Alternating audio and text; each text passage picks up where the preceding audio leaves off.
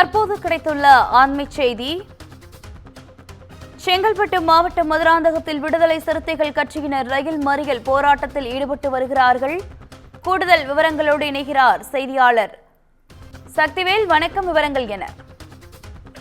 நிச்சயமாக வணக்கம் சாரா. நாடாளுமன்றத்தில் அமித்ஷா டாக்டர் அம்பேத்கரை அவமரியாதையாக பேசியதை கண்டித்து விடுதலை சிறுத்தைகள் கட்சியின் சார்பில் மதுராந்தகத்தில் ரயில் மறியலில் ஈடுபட்டுள்ளனர். நாடாளுமன்ற குளிர்கால கூட்டத்தொடரில் மத்திய உள்துறை அமைச்சர் அமித்ஷா சட்டமேதை அம்பேத்கரை பற்றி அவமரியாதையாக பேசியதாக கூறப்படுகிறது. இதனால் கடந்த 2 நாட்களாக விடுதலை சிறுத்தைகள் கட்சியின் சார்பில் தமிழகத்தில் பல்வேறு கட்ட போராட்டங்களை நடத்தி வருகின்றனர். அந்த வகையில் செங்கல்பட்டு மாவட்டம் மதுராந்தகம் ரயில் நிலையத்தில் மதுராந்தகம் சட்டமன்ற தொகுதிக்கு உட்பட்ட விடுதலை சிறுத்தைகள் கட்சியின் சார்பில் திருப்பதியிலிருந்து விழுப்புரம் வழியாக பாண்டிச்சேரி செல்லும் பேசஞ்சர் எக்ஸ்பிரஸ் ரயிலை மறித்து போராட்டத்தில் ஈடுபட்டனர். அப்போது டாக்டர் அம்பேத்கர் பற்றி நாடாளுமன்றத்தில் அவமரியாக பேசிய மத்திய உள்துறை அமைச்சர் அமித்ஷாவை பதவி விலக வேண்டும் என்றும் பாரதிய ஜனதாவை கண்டித்து கோஷங்களையும் எழுப்பப்பட்டது.